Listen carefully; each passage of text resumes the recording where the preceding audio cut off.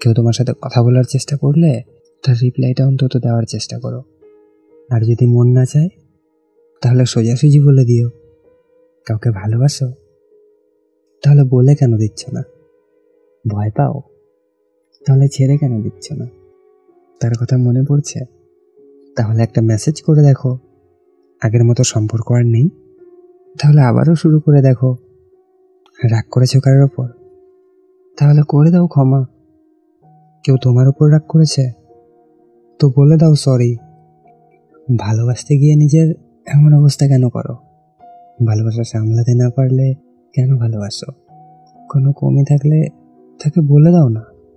পেছনে কথা বলে সম্পর্ক কেন নষ্ট করো? নিজের ইচ্ছায় চলতে চাও তো করো না মন যেটা চায়। অন্যের ওপর কেন দোষটা চাপিয়ে দাও? জীবনটা অনেক ছোট, শুধু শুধু নষ্ট করছো কেন? যা বলার এখনই বলো, পরে কেন চিৎকার করো?